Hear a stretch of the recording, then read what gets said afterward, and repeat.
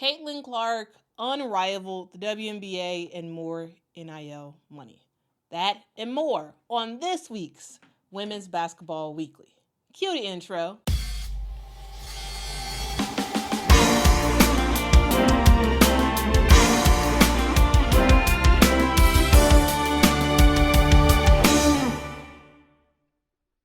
What is up, awesome people of the internet? This past week, Caitlin Clark won Times Athlete of the Year award, and just about everybody lost their ever-loving minds. You had people who thought that Caitlin did not deserve the award because she didn't win anything, quote-unquote win anything. She was on Iowa, and Iowa ended up losing in a national championship game 2 years in a row. She also finished the season with the Indiana Fever, and they ended up losing in the playoffs. So some people were like, hey, you can't win this award if you haven't won anything. You had some people mad because Simone Biles, who actually won Athlete of the Year before, a couple years ago, she didn't win this year. People were mad about that she didn't win, even though she won 3 gold medals and had 1 silver medal in the 2024 Olympics. And then you had people who didn't like that a woman won the award over the likes of all the male athletes who are doing their thing. And then you had people who just hate Time Magazine. And they were like, you know what, Time Magazine, you suck. And whoever you choose, I don't like it because I don't like you and blah, blah, blah, blah, blah, blah, blah. So you had that people. You had that conglomerate of people. And then you had the in-your-face WNBA, in-your-face WNBA sucks. And these people are not only celebrating the fact that Caitlin Clark won, which of course should be celebrated, but they use this as another opportunity to bash the WNBA and bash the players who play in the WNBA. Basically saying, hey, y'all suck so bad that Caitlin Clark has saved y'all, and y'all need to bow down and kiss her feet, basically. Now, absolutely, did Caitlin Clark do a whole bunch of awesome stuff? She absolutely did. Absolutely. But people take it too far, which, it is what it is. That's how people are. You got extremes, right? And then you had what I would consider the normal people, aka people like me, who were either like, oh, cool, that's great, let's talk about it. Or was like, oh, that's cool, I would have picked somebody else, here's why, but that's fine. Shout out to Caitlin Clark, Or they were just like, whatever, I feel like that's kind of the normal category. You had the extremes of people who are just like very upset for polar opposite reasons. And then you had the normal people who were in the middle, whether you liked that she won or didn't, but you were just sort of like, whatever. If y'all did not know, I made a video specifically around Caitlin winning that award after it happened, so y'all can check that video out after you watch this. And then when people started to actually read what was in the Time Magazine article, or in many cases, look at screenshots that was posted on Twitter, you had another giant brouhaha. You had people saying that Caitlin has bowed down to the woke mob, with some going as far as saying that they will no longer support Caitlin Clark because, number one, Caitlin Clark said that the eye poke that she had from Dejanay Carrington in the playoffs, that she said it wasn't on purpose. And some people are like, no, it was on purpose. No, you have been bullied all season. Acknowledge it. And because she didn't, they were like, you suck, and you bow down to the woke mob. Here's what Caitlin Clark specifically said. She said, never once did that cross my mind, that it was on purpose. I've been poked in the eye many times playing basketball. It happens. She further doubled down on that, saying, if that would have happened in the NBA, do you think people would have showed up the next day and been like, hey, Tyrese Halliburton? I see why she picked Tyrese, because Tyrese played for the Indiana Pacers. Anyway, let's continue on. Tyrese Halliburton, did you poke Steph Curry in the eye on purpose? Question mark.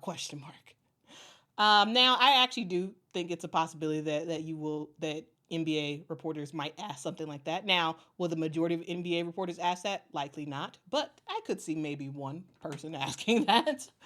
So yeah, anyway, but then The thing that really got under people's skin is number two. Number two is the thing that a lot of think pieces, a lot of stuff was all about. When Caitlin Clark said this, she said, "I want to say I've earned every single thing, but as a white person, there is privilege, I should say.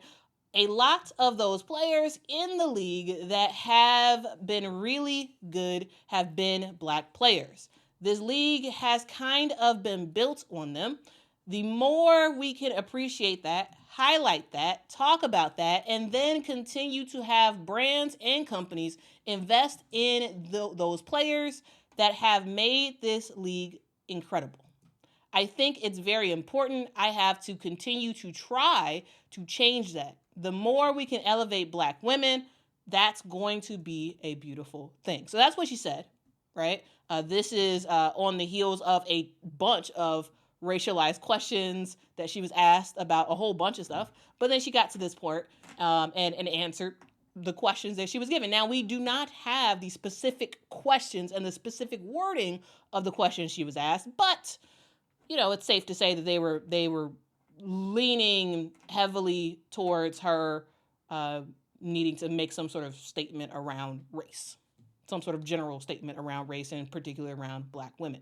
Now, did Caitlin have to say what she said? In my opinion, no. She didn't have to say that at all. It's, to me, I'm of the mind of whatever, dog. Like, when I first read it, I was like, okay, well, all right. Now, I don't think she had to say it. If I was her, would I have said it? Probably not. Maybe. I don't know. It's kind of hard to say. I was like, okay, whatever. But because this thing blew up, where the likes of, the Megyn Kellys of the world, the CNNs, Fox News, Matt Walsh, and a whole bunch of other primarily political commentators, even The View, who actually, I really don't think any of these people that I just named actually watch the game. but you even had the View commenting on this type of stuff. And it's like stuff that, these people are mainly used to political commentary, right? Political, sometimes dabbling into cultural commentary. But you had people saying, stuff like, WNBA players hate Caitlin Clark because she's white. That's why they hate Caitlin Clark, because she is white. Did you know? PSA, did you know that Caitlin Clark hates WNBA players hate Caitlin Clark because she's white? Did you know that? I didn't know that. Like, that was news to me. That was the case, because I was like, whoa, newsflash, homie.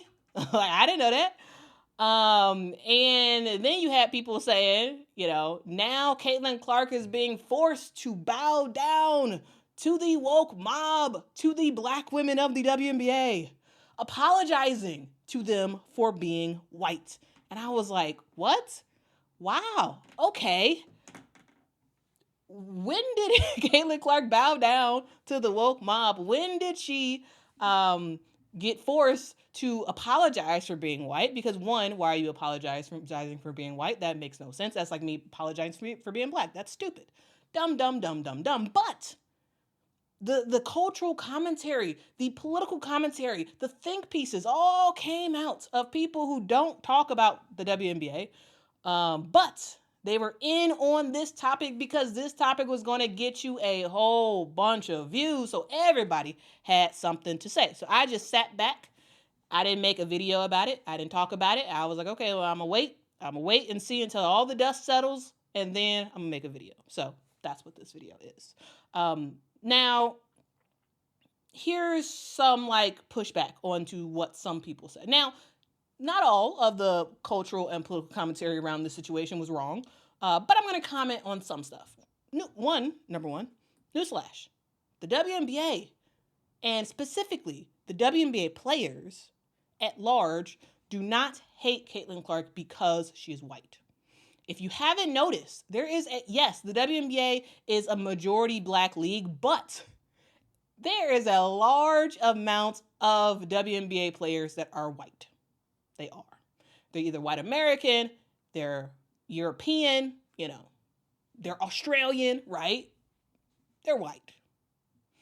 Now, do I think that the WNBA players, both black and white, who are used to playing with both black and white players, dislike Caitlin because she's white? No, that makes no sense.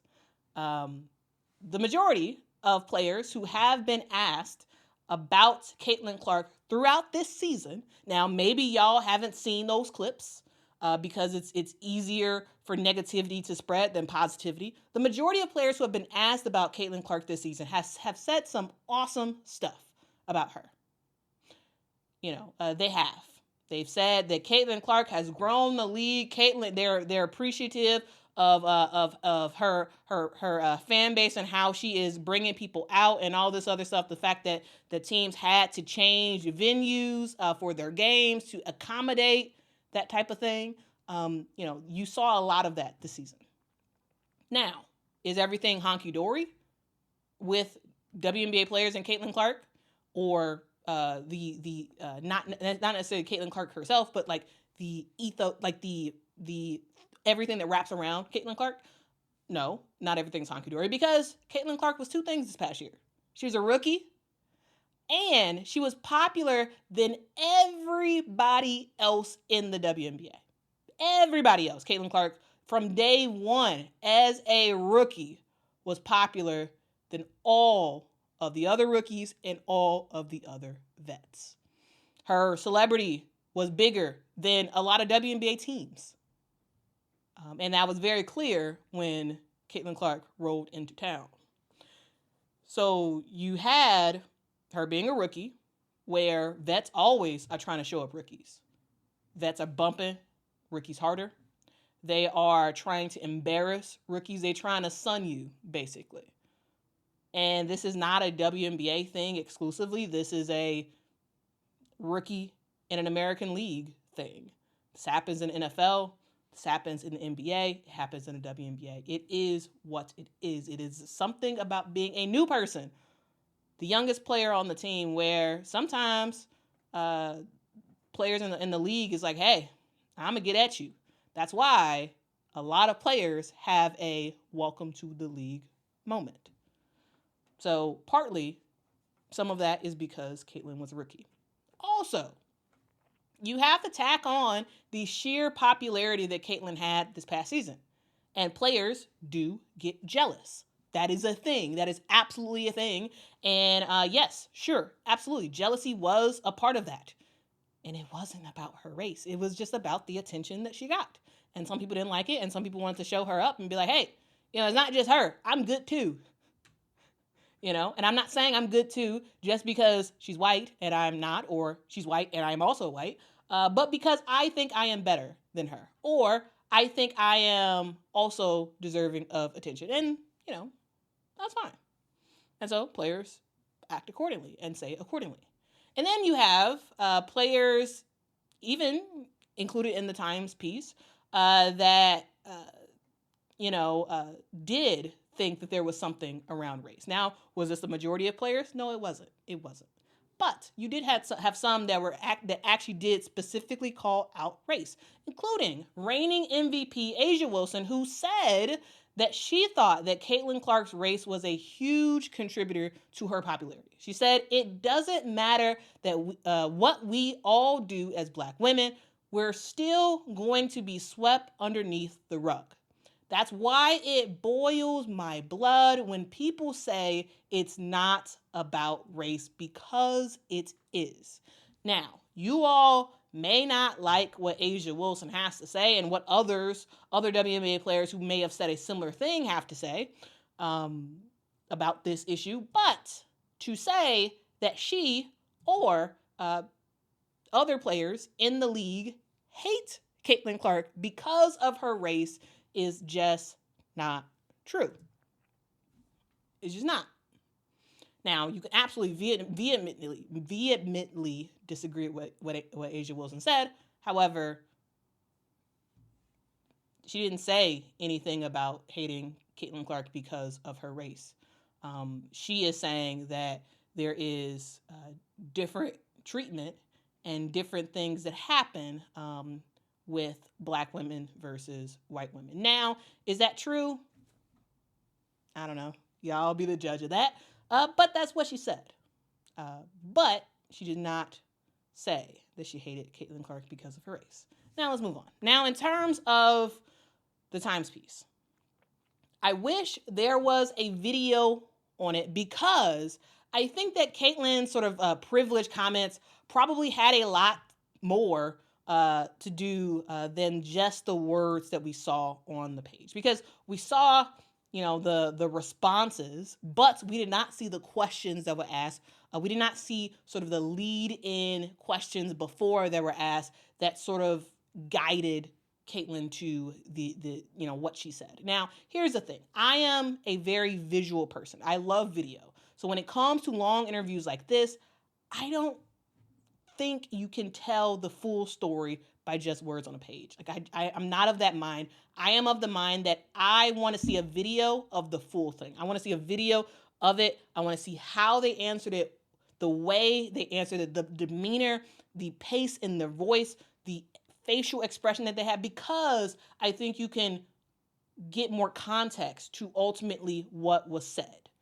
Now, Caitlin Clark clearly has earned her accomplishments, and she knows that. And at the same time, she went on to acknowledge that a lot of those players in the league that have been really good have been Black players. This league has kind of been built on them. The more we can appreciate that, highlight that, talk about that, and then continue to have brands and companies invest in those players that have made this league incredible, I think it's very important. I have to continue to try to change that. The more we can elevate Black women, it's going to be a beautiful thing. Now, pay attention to the actual words Caitlin Clark said, because we don't have video of it. We don't have video of it and the way she said it. We don't have video of the exact question that was asked. But pay attention to the actual words Caitlin Clark says. She doesn't say that the league was built on Black women. She said this league has kind of been built on them, which is partially true. She didn't say the league was built on them. She said this league has kind of been built on them, because it has been. That's partially true. The WNBA was built on the back of the NBA, who have financed the league and still do to this day. The WNBA would not exist if it is not for the NBA. It's just a fact. Now, a lot of people don't like that. They get upset when people say that, but it is true. It is a bona fide fact, okay? All right, let's continue to move on. Now, while the league has been backed and financed by the NBA, the league has also partially been built on the backs of Black players like a Tina Thompson, like a Lisa Leslie, like a Maya Moore, like a Candace Parker. And at the same time, the WNBA has partially been built on white players like a Lauren Jackson, like a Ruth Riley, like a Sue Bird, like a Diana Taurasi, and a whole lot more of both Black and white players. It is all true. So I think what is at issue is how you take what she said, either in good faith or bad faith. Now, yeah, sure. The more you can talk about the players of the past and the players of the now, the more the league will grow. Caitlin Clark knows that. Every player in every league knows that. In this interview, maybe I am wrong, but what I have seen from both what Caitlin has done since she was a freshman in college until now is that Caitlin Clark is an extremely confident person who knows how good she is, and she knows how much others love her. Caitlin Clark knows that anything she tries to sell is going to be sold out like that. You all saw it with the Wilson Bowls. You all saw it with her jerseys. You all saw it with tickets to games. It is a thing. She knows that she could sell anything.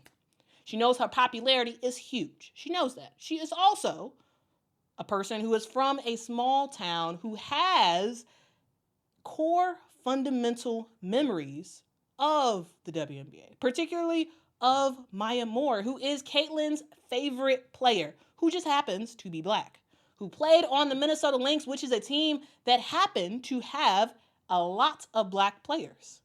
Caitlyn has fond memories of watching Maya Moore and the Lynx do their thing, and part of her probably feels that Maya wasn't as popular as she should have been.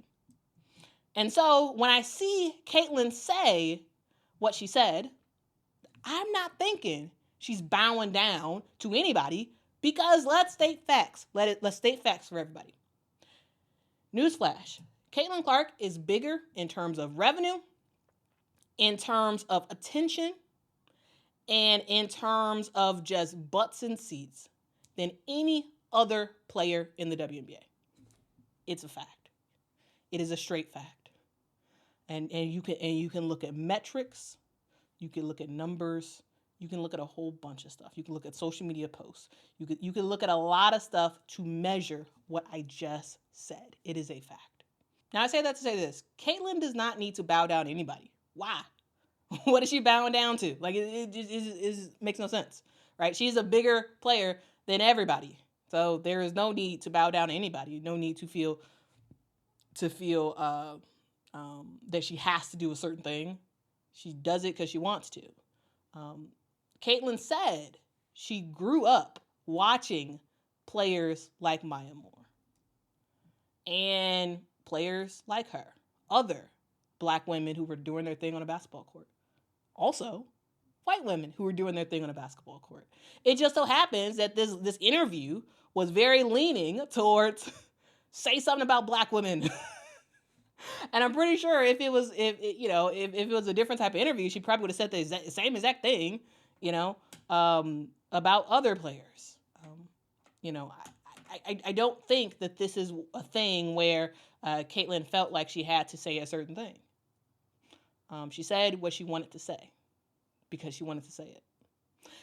And she said what she said because in this interview, she was given question after question after question that had a racialized tinge to it. So keep that in mind as you read the interview. Now, ultimately, here's the thing. Athletes are not meant to validate your political or cultural beliefs. They're not. Let me repeat this again for those in the back. Athletes are not meant to validate your political or cultural beliefs. If you are a fan of what Caitlin Clark is like when she is on a basketball court, when she is draining crazy shots, when she is getting to the basket, when she's throwing some crazy passes, if you are a fan of that, of how she plays on the court, and now all of a sudden because she said something that you don't like about race or whatever she may have said, I think for the most part the racial stuff is making people upset. But if she said something else that you didn't like, here's the thing, guys. Here's the thing. You saying that you will never, ever watch another game of Caitlin Clark, you will never support her again, you will never buy tickets again, you will never do all this stuff again. Newsflash. You were never a Caitlin Clark fan to begin with when it comes to Caitlin Clark, the basketball player. You were never her fan if all of a sudden she says something off the court that has nothing to do with her play on the basketball court, and you're like, you know what? I'm done. I am done. Caitlin Clark, I'm out of here. I'm taking my ball and I am going home. Think about how that sounds. Caitlin Clark, the basketball player, was never someone that you enjoyed to that extent. What you liked was Caitlin Clark, the mascot, where you could just put on whatever you wanted her to be in your mind. She was a mascot for whatever cause, whatever type of belief that you have. You decided to throw that on her. And because she didn't say anything, you were like, yep, I love Caitlin Clark because of XYZ. And you couched it in Caitlin Clark, the basketball player, but it was never rooted in Caitlin Clark, the basketball player. It was rooted in all this other stuff that you thought that had nothing to do with Caitlin Clark, the basketball player. That's okay. That is okay. That is okay for you to think the way you think. I think that's, it is what it is. That's okay. But don't kid yourself to think that your fandom was about her play, because it wasn't. It wasn't. Now, when it comes to sports, I learned as a child to appreciate the players for the skills they have on the court, not their political and rando beliefs that they espouse. Because, yeah, sure, you may agree with some of them, but also you may disagree with some. And if you don't want to be a fan of anybody because of what they said that had nothing to do with the sport, that had nothing to do with the actual play on the court, if you sort of broaden that out and say, because she said one thing I don't like or two things I don't like, I'm no longer a fan. Because, if that's your opinion, okay, fine, let's broaden that out. Is there anybody in this world that you agree with everything they have ever said? No, right? Probably, right? So you'll never be a fan of any sports player ever because of something that they said that you don't like. Let's sort of think about that. Here's the thing. When it comes to sports, these players are not your political mascots. They're not your political footballs. They have whatever beliefs they have. They think whatever they think. And my interest in sports, it's what's on the court. That's why on this channel, you don't see me talking about, political beliefs of players. You don't see me talking about race very often at all on this channel, because this is a channel about women's basketball. I'm talking about this because I feel like this has gotten to a point where I feel like I have to say my piece and I'm done. And I'm not talking about it anymore. Okay? It's gotten to the point where sports has gotten so political and everybody has to say something to it. And you're using,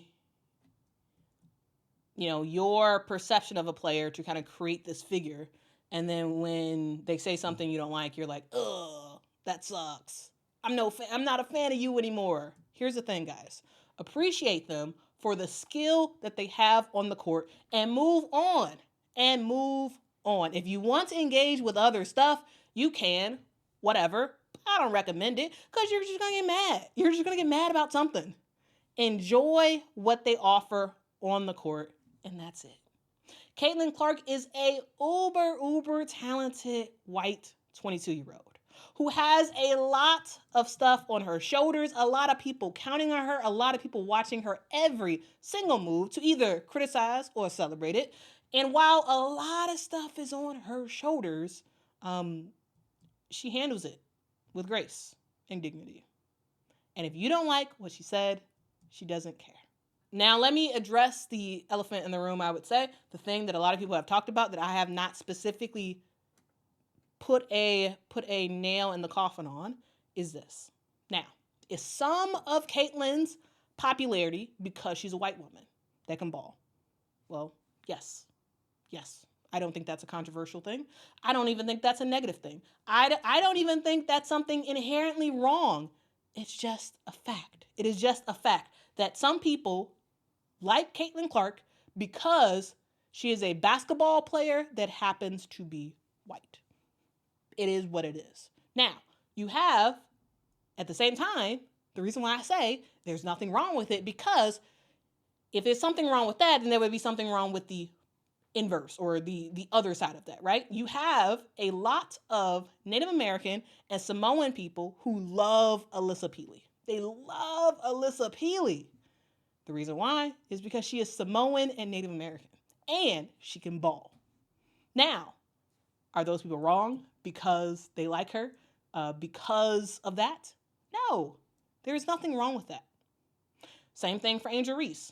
There are a lot of young black girls who are girly girls. They love nails, they love hair, they love makeup, they love looking good. And they love Angel Reese. because Angel Reese is a basketball player, but no, she's not a basketball player who wears baggy stuff that kind of looks whatever and all that stuff. No, Angel Reese is someone who has her nails done, her hair done, everything is done when it comes to Angel Reese, and yet she can still be the TikTok girl who's doing the funny dances on the court and all this other stuff, and is dressing to the nines while also playing basketball and also playing very, very well. Here's the thing, guys. People gravitate to people for several reasons. One of those is if the person looks like them or acts like them or is someone they aspire to be. And I don't think there's anything wrong with that. I don't. Now, some people are going to be pissed that I said what I said. Some people are going to be like, you're a black racist because you said there's nothing wrong with people liking Caitlyn because she's a white basketball player. I don't. There's nothing wrong with that. Just like there's nothing wrong with people liking Alyssa Peely because she's Native American and Samoan and can play basketball. There's nothing wrong with that. All right? Absolutely nothing wrong with that.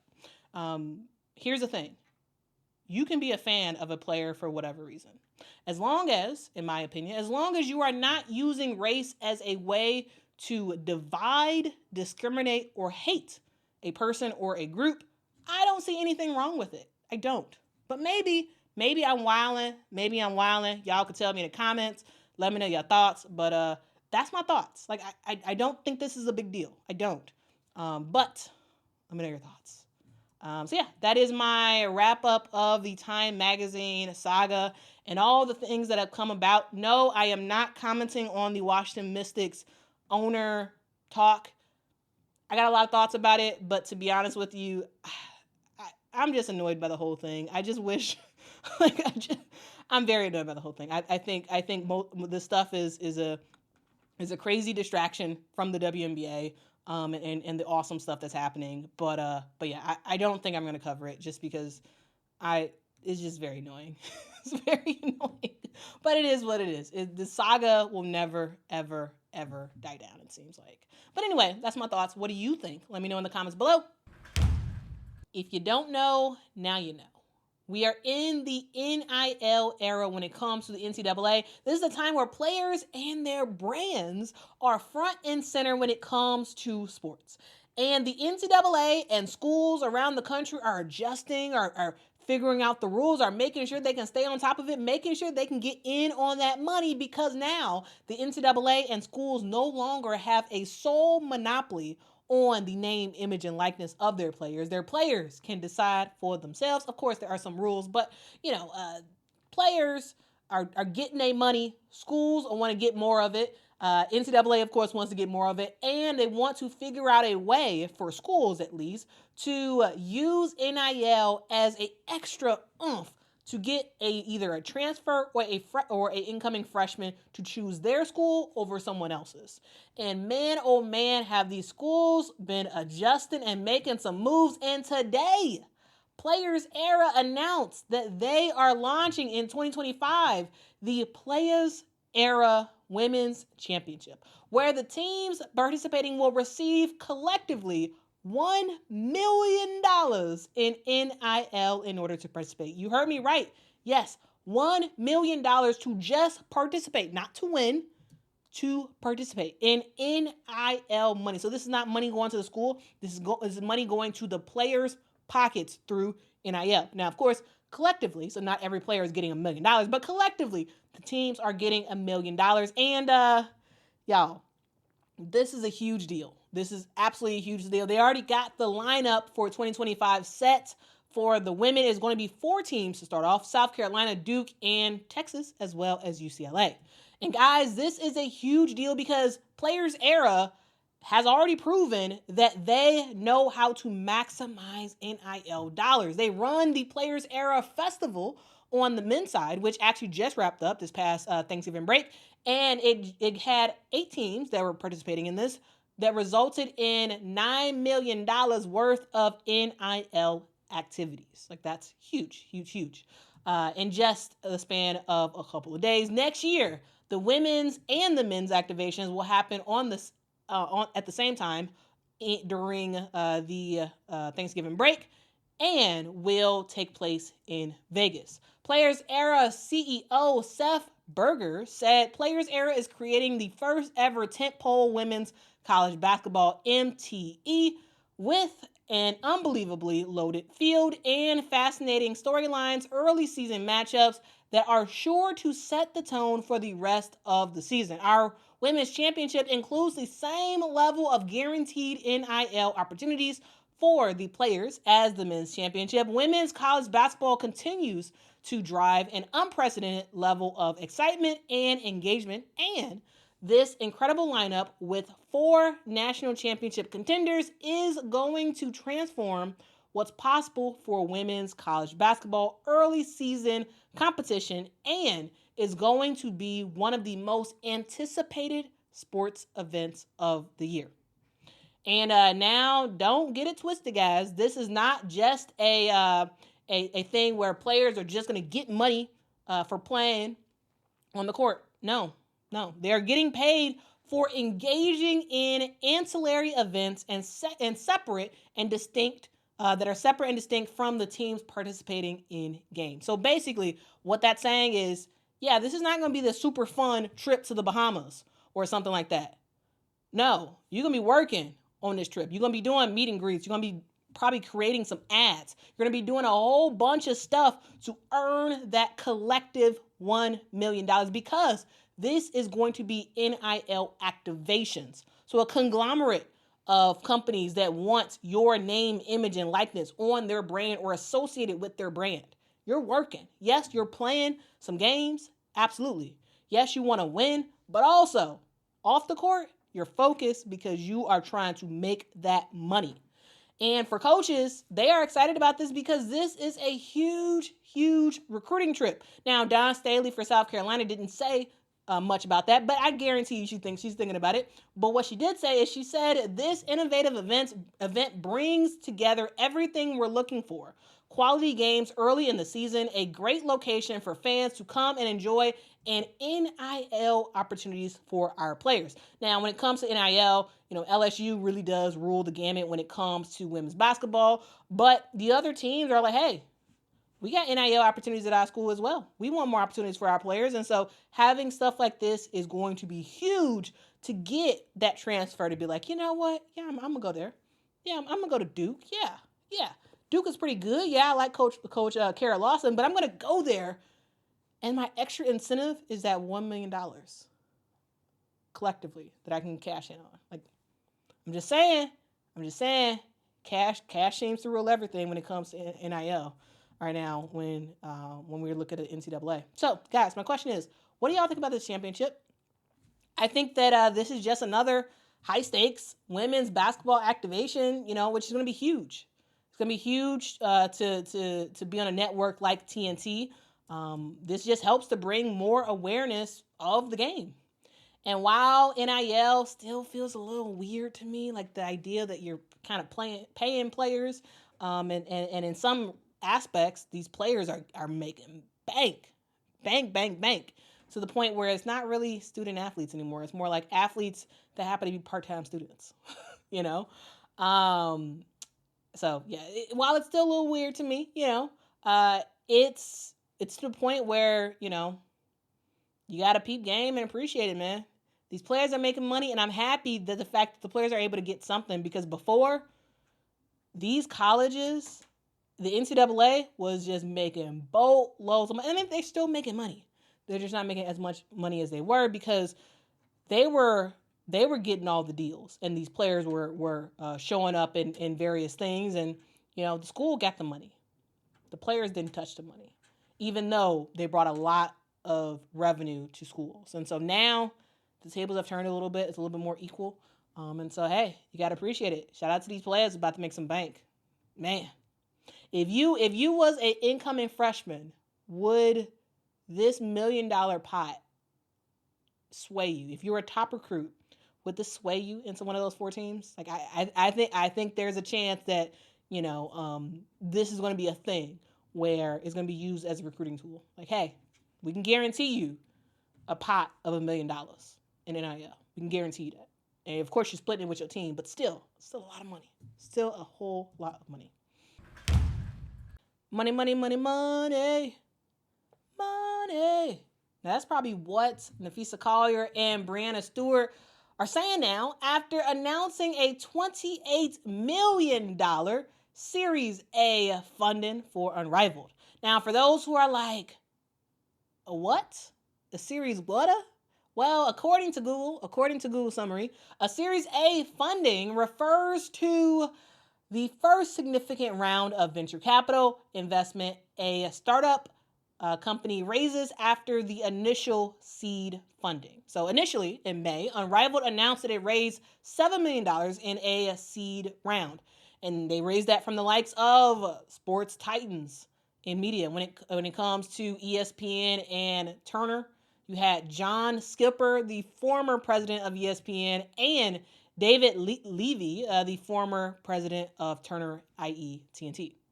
You had them signing on and helping to secure Unrivaled's multi-year deal with TNT Sports. You had athletes Carmelo Anthony, Alex Morgan, Megan Rapinoe, Steve Nash, Michelle Wee West, and a whole bunch of other people with some money, including Gino Auriemma, Gary Vee, Ashton Kutcher, and a whole lot more. So in total, $7 million were raised in May. And then you fast forward, Unrivaled builds out their front office, starts making some announcements, and they made a lot of announcements. They signed the first and founding brand partner for the league, Ally Financial.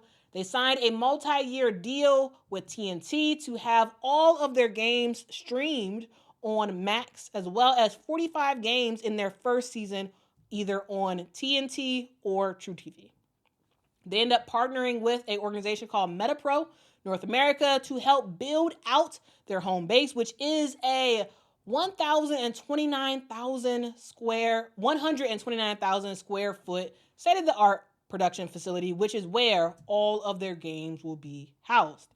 They also announced a partnership with Wilson Basketball and debuted a new official ball. Unrivaled also got a multi-year deal with State Farm as the league's exclusive home and auto insurance sponsor, as well as the presenting sponsor for their first year. And most recently, Unrivaled signed a deal with Under Armour to become the multi-year uniform manufacturer for the league. Unrivaled has been busy locking down all of these deals at the same time, signing players and coaches, as well as assigning teams for their inaugural season. Now, they do still have some holes in terms of players, but that will probably be filled sometime in the next week or so because, again, the league starts in January.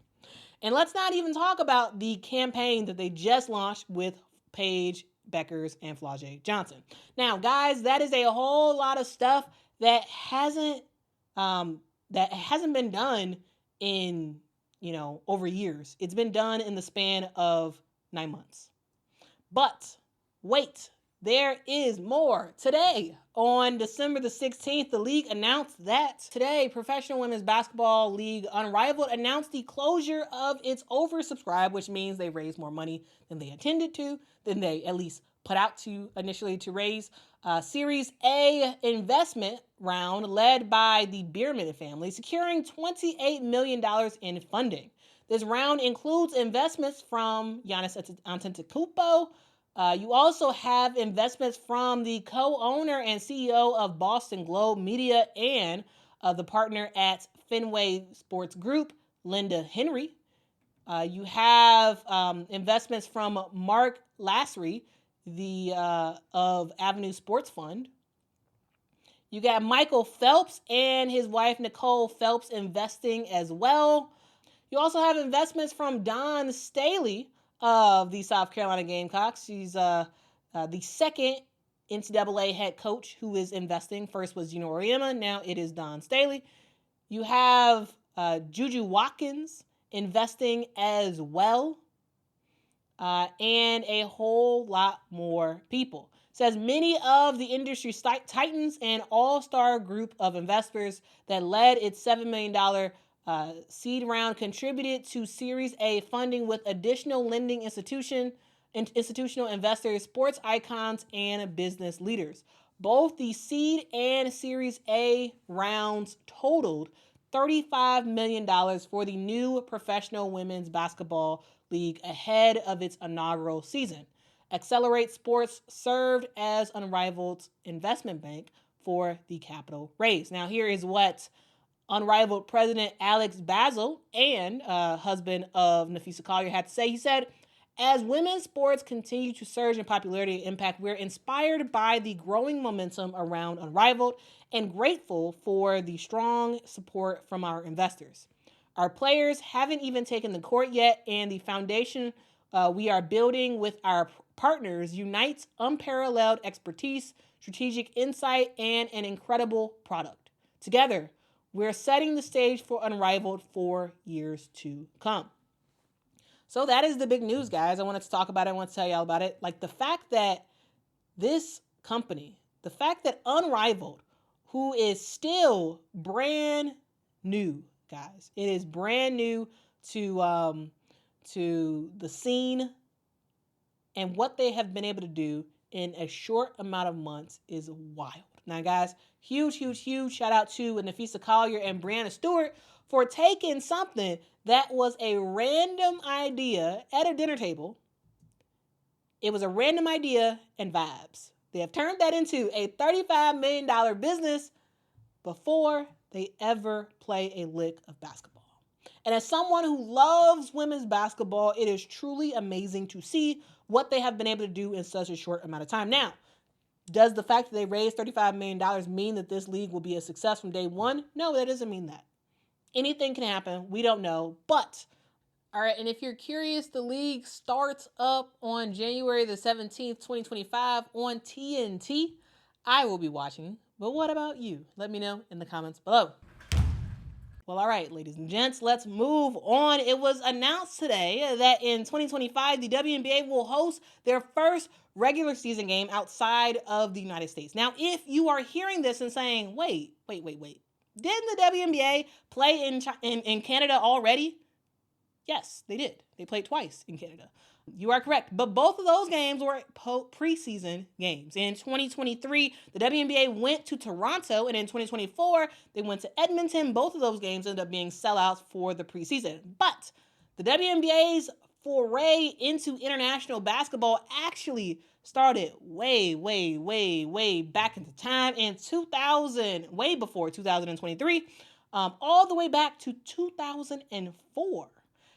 As the Detroit Shock ended up taking on the San Antonio Silver Stars in the first international WNBA game ever that happened in Monterrey, Mexico. Now, at the time of this game, the Detroit Shock was the best team in the WNBA, coming fresh off of the 2003 WNBA championship with stars like Cheryl Ford, Ruth Riley, Swing Cash, Deanna Tweedy Nolan, and of course, the bad boy himself, Bill Laimbeer, as their head coach. So, yes, it made a lot of sense for the Detroit Shock to participate in this game. Now, the San Antonio Silver Stars, who had just kind of moved to San Antonio the year prior after starting off their franchise in Utah, I think the reason why they chose the San Antonio Silver Stars was not because of the talent on the team. This is pre-Becky Hammon, so just so y'all know, pre-Becky Hammon for San Antonio. I think the reason why they selected San Antonio was because of their proximity to Mexico. I think that's why they chose that team. This wasn't the only, in 2004, it wasn't the only other time the WNBA went overseas, because in 2011, the Atlanta Dream went to Manchester, England to face off against the Great Britain women's national team. Now, this trip was in conjunction with the NBA and the U.S. men's and women's national team. Now, the Atlanta Dream ended up winning that game, so that's cool, I guess. All right, so that was then. This is now. And here are the details of the 2025 Canada game. The game will take place on August the 15th in 2025 at Rogers Arena in Vancouver, which has a capacity of 19,000 seats. So let's pack that out, Canada. Let's pack it out, okay? It will feature a matchup between the Seattle Storm and the Atlanta Dream. Now, with the league commissioner, she ended up saying the WNBA Canada game has been a tremendous opportunity for growth, our league's footprint, and we look forward to hosting the first ever international regular season game with the Seattle Storm's return to Canada to face the Atlanta Dream.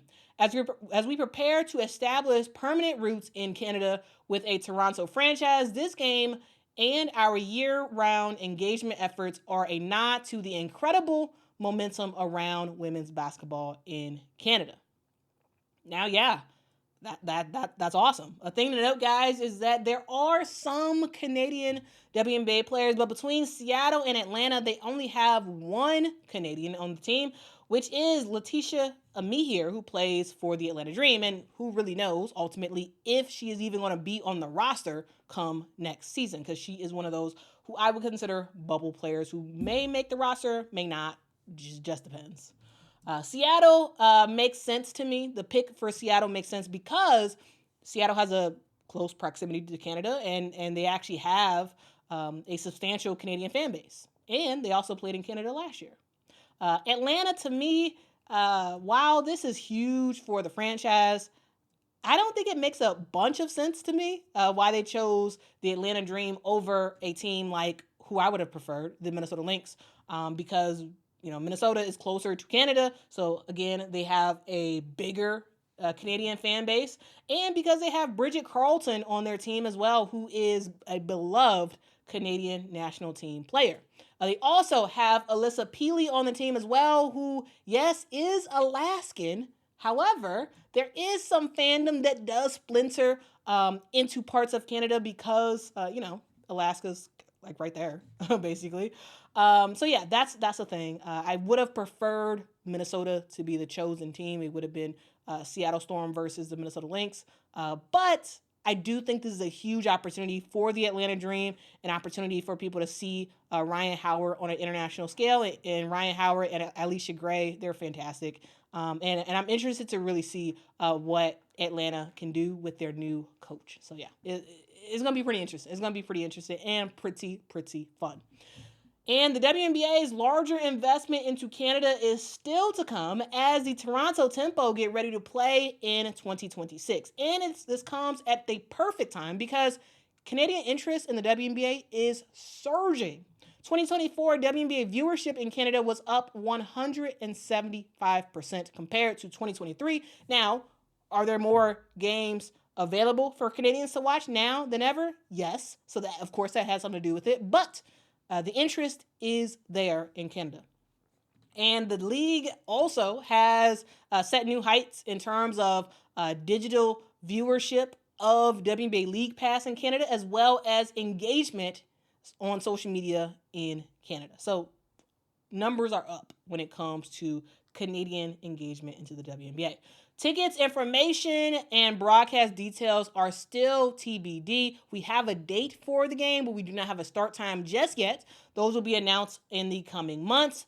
Fans cannot buy their tickets just yet, but they can get notified. They can register to get notified on when pre-sales start up if you go to WNBACanadaGame.com. So, yeah, that's kind of cool.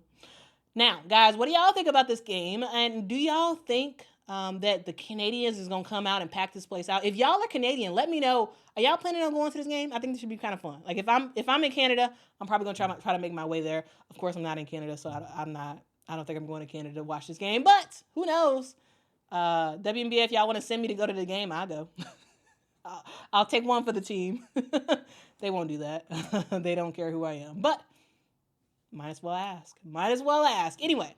Yeah, if you're in Canada, are you attending? Let me know in the comments below. And also, what do y'all think about the teams that were selected? Let me know your thoughts in the comments. Do you think Minnesota would have been better? Or are you like, you know what? Let's give Atlanta a chance. And I'm saying, yeah, let's give Atlanta a chance too. Anyway, let's move on. All right, y'all. Y'all know what time it is. Polls, polls, polls, polls, polls. I do adore.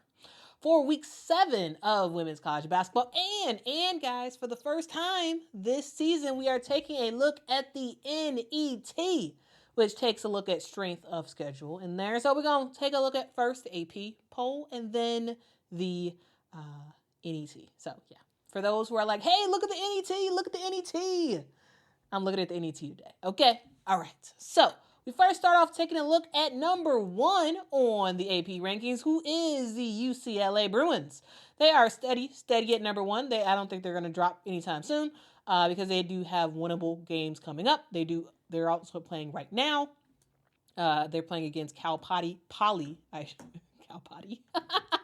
They're playing against Cal Poly right now. The game they should absolutely beat. The next tough-ish game they have is against Michigan on January the 1st, and so I'm looking forward to that game. Number 2, we got South Carolina. They moved up 1 spot from last week, and the reason why is because UConn moved on down. So UConn moves down, South Carolina moves on up. And they will stay in this number 2 spot until UCLA loses, and then South Carolina will go back up to number 1. Now, let's get into this. South Carolina, they're continuing to do their thing. Joyce Edwards rocking and rolling as a freshman. Mylasia Fulwiley rocking and rolling. Like, everybody is just kind of doing a thing for South Carolina. I mean, there isn't really much to write home about. They've had some pretty awesome wins, including last week dominating, or was that last week? Anyway, recently dominating against TCU. They do have a very, very winnable games coming up with the first real challenge coming on January the 12th as they face number 6, Texas.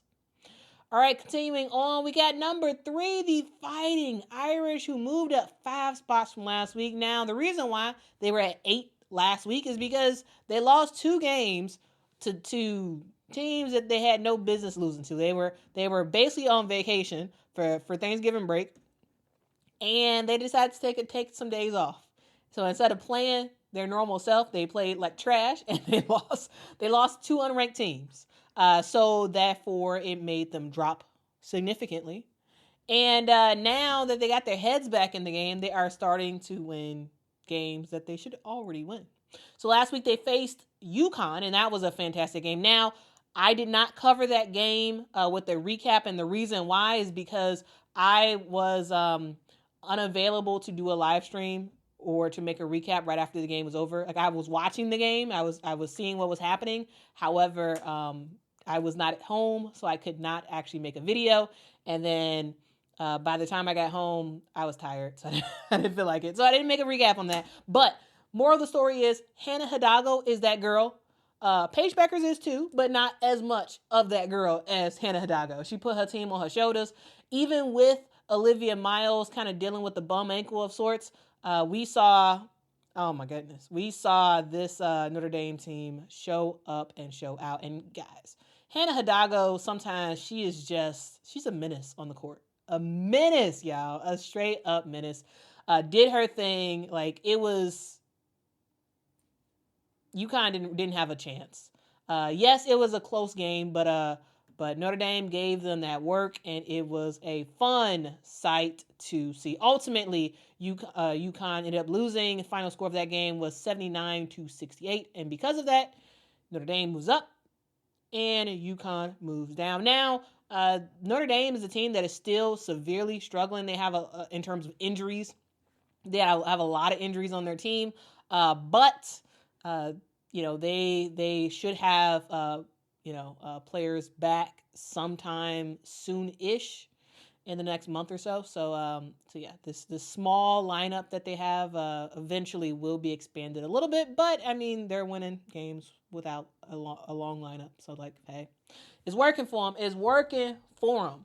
All right, number 4, we got the team that lost, UConn. They moved down 2 spots. Now, UConn's a great team, but clearly, they were no match for Notre Dame. I had Notre Dame winning that game coming into it, and it turns out that, yes, Notre Dame was the better team, and they did show UConn that work. UConn does play Iowa State tomorrow or on Tuesday. And so that's going to be a huge game. That's going to, I think, tell a lot. Yes, absolutely. They should win that game. However, I'm looking forward to seeing Sarah Strong versus Audie Crooks. Okay, that's gonna be the matchup, guys. 8:30 p.m. on FS1. You gotta watch it. UConn versus Iowa State. Audie versus Sarah. Now, Sarah has been doing her thing and definitely has shown herself to be one of the most valuable players on the UConn roster. And Audie Crooks, we already know what she can do. So I'm looking forward to seeing them two go head to head. Number 5, we got LSU. They're continuing to do their thing. Anissa Morrow kind of got hurt, kind of got banged up a little bit in their last game of a blowout, and similar things with USC. Sometimes if you winning like that, you kind of gotta just take your players out. you know, kind of gotta take your players out. Yeah, she seems to be fine, but yeah, she kind of got hurt a little bit. So yeah, that's something to know. Like you sometimes you just take them out the game. Now LSU moved down one spot, not because they did anything, but because of Notre Dame moving up. All right, number 6, we got Texas. Good old state of Texas. They're continuing to do their thing as well. They have a record of 10-1 on the season. Got a couple of winnable games coming up. So something to note. USC, number 7. Again, when you are winning by a lot, you may want to take your players out. Okay? Juju Watkins kind of got hobbled a little bit. Kind of got tangled up down low towards the end of the game when it was a bona fide clear blowout. Sometimes you just got to take your best player out. I know they want to stay in the game. I know they, players trying to get in rhythm and whatnot. And so, hey, you want to keep shooting, but at some point, you got to put your foot down as the coach and be like, nah, you go to that bench, because we can't deal with you getting hurt. You our best player, okay? She should be fine for USC's game on Saturday against UConn, but we'll see. That game is going to be on Fox. It's going to be a really, really fun game. So I'm excited for that game. I'm hoping that Juju plays. If Juju does not play, it's going to be a UConn blowout. Like, it's no chance. Even with Juju playing, I still have UConn winning, but USC has some sort of a chance if Juju plays, okay? Number 8, we got Maryland. Y'all, I continue to love watching Maryland play. They are such a fun team that just rocks and rolls and does their thing. They're winning games, and they're doing it convincingly. And so, yeah, they dropped down one spot, but again, has nothing to do with them per se. It has all to do with Notre Dame and how they are winning. Number 9, we got Duke. Duke is continuing to do their thing as well. Really enjoying watching the new offense that is Kara Lawson's team. I think it's fun. Oklahoma, number 10. They are 9-1 on the season. They have a fantastic game coming up tomorrow on Tuesday against Michigan. That game is at 9:30 p.m. on ESPN. That's a late game, a very, very late game, but I will be up watching that game. I may not make a recap about it, but I will definitely be watching.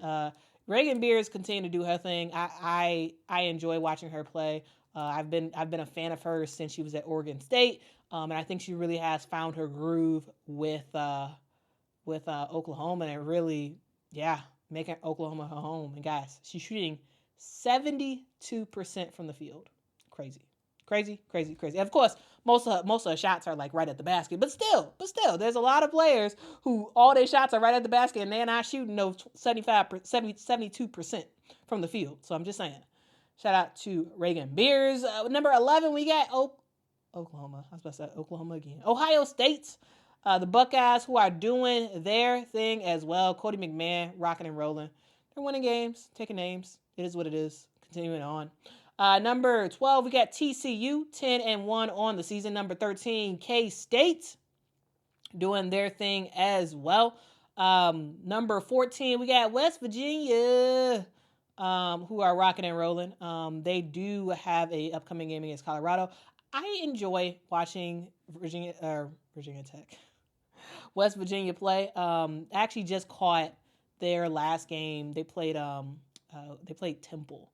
and I ended up catching that game, and that was a pretty fun game to watch. Though, you know, West Virginia didn't play well at all offensively, and they still, got the dub.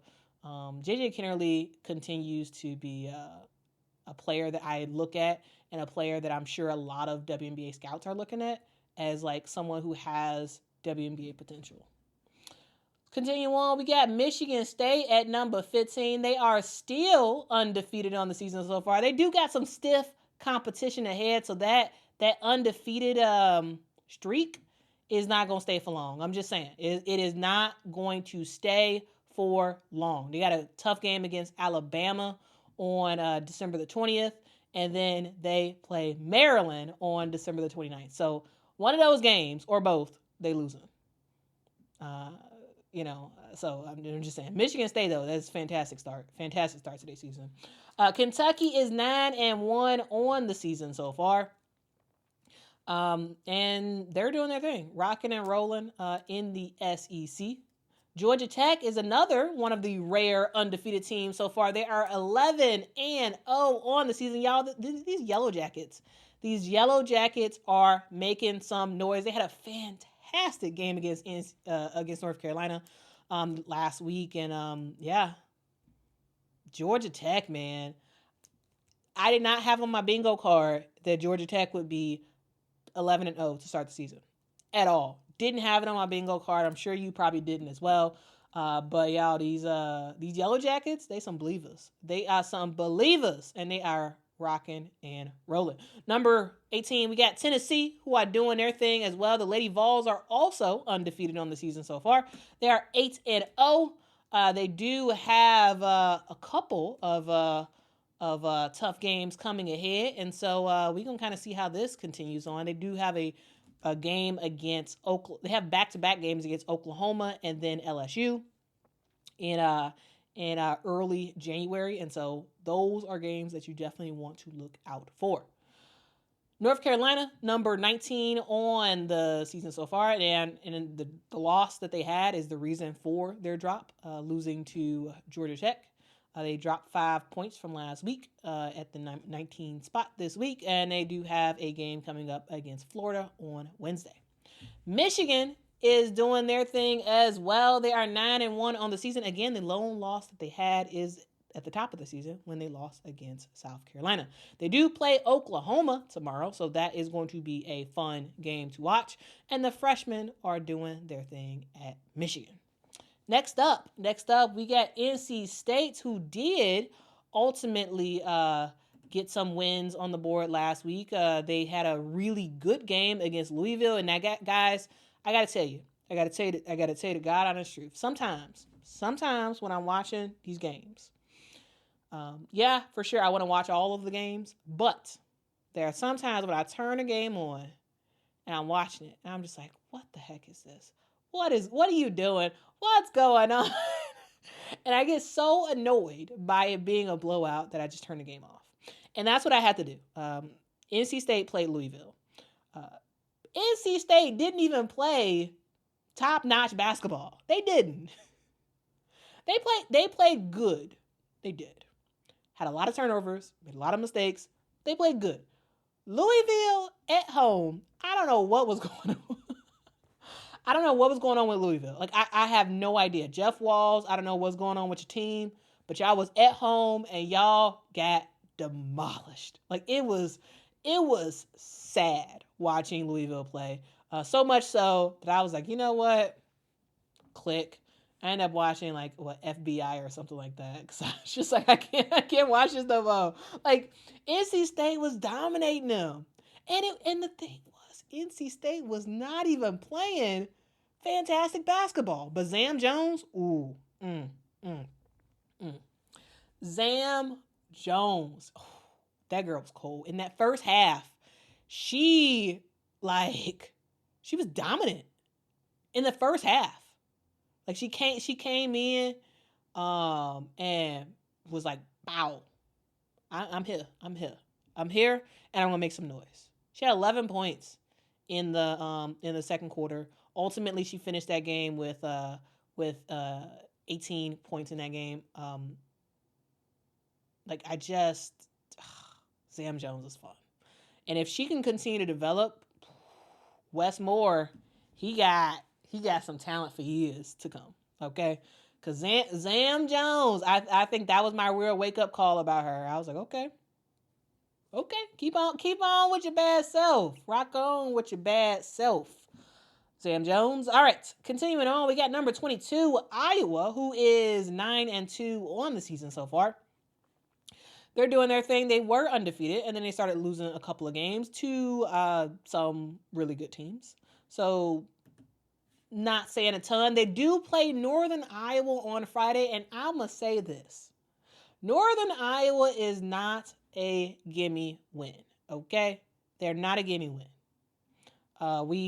We've seen Northern Iowa give teams some work in the past, okay? Now, this year, Northern Iowa has beat Iowa State. So I'm just saying. Now, while y'all may look at the calendar and be like, oh, Northern Iowa? Oh, Iowa got that in the bag. Nah. I'm just saying. Don't be surprised if Northern Iowa sneaks up and takes down the Iowa Hawkeyes. I'm just saying. Now, of course, I have Iowa winning the game, but I'm just saying. If they don't come to play, they will get got. Okay? All right, number 23, we got Nebraska, who are 10-1 on the season. The Cornhuskers do play Georgia Tech on Saturday, and that's going to be a huge battle. I have Georgia Tech winning that game. That's going to be a fun game to watch, though. So it is going to be on ACC Extra. So it's not on the regular ACC network. ACC Extra at 5:30 p.m. Definitely want to watch that game on Saturday. Nebraska versus Georgia Tech. I think it's going to be a fun game. And who knows? Maybe Nebraska can make an upset. Who knows? But I do have the Yellow Jackets continuing their undefeated streak. Number 24, we got Cal, who are continuing to do their thing as well. They are new to the top 25 list, so shout out to them for making that happen. They got some winnable games coming up, so we'll see how that continues to go. And number 25, we got Ole Miss, who are doing their thing, continuing to stay in the top 25. Now, they did drop 3 spots from last week, and part of that was just other teams doing stuff, right? The 3 losses that Ole Miss has had on the season are very understandable losses, right? You lost to USC, you lost to UConn, and you lost to NC State. 3 really, really good teams. So they're continuing to stay in it. The top 25, we'll continue to see how that goes from there. All right. So now some of y'all, actually, let's real quick look at the other teams that are getting some votes. Alabama, Iowa State, Illinois. Shout out to the Fighting Illini, who got to get back in the winning streak again. Utah, Vanderbilt, South Dakota State, I should say. The Jackrabbits. I love their mascot. I love the design of Jackrabbits for South Dakota State. Richmond and Creighton, Oklahoma State, Harvard, and Mississippi State. All right. Now, we have looked at the top 25. Now, let's take a look at the NET, the net. Now, I've heard y'all who have gotten mad at me for not talking about the net because y'all are like, South Carolina's number 1 in the net, and you are disrespectful for not acknowledging the net because South Carolina's number 1. So, yeah, I'm acknowledging the net, and yes, South Carolina is number 1. Now, the net is controlled by the NCAA, and it's kind of the criteria they use for the NCAA tournament. And it doesn't just take a look at the games and wins and losses. It takes a look at who exactly you're playing and the level of competition that you're playing. So number 1 for the net, we got South Carolina. Then we got Texas. Then we got Kansas State, UConn, UCLA, Notre Dame, TCU, USC, Vanderbilt, West Virginia, Duke, Michigan State, Oklahoma, Ohio State. Number 15, we got LSU. 16, Georgia Tech, Ole Miss, Michigan, Maryland, Alabama, Mississippi State, Baylor, North Carolina, Florida State, and Tennessee. That is the top 25 for the NET. So yeah, that's it, guys. So yeah, for y'all South Carolina fans, yes, South Carolina is number 1 in the NET. And UCLA is all the way down to number 5. Because again, it takes a look at your non-conference schedule and the level of competition that you are facing. All right, that is it, guys. Thank y'all so much for watching, and I will see y'all in the next one. Until next time, guys. Bye-bye.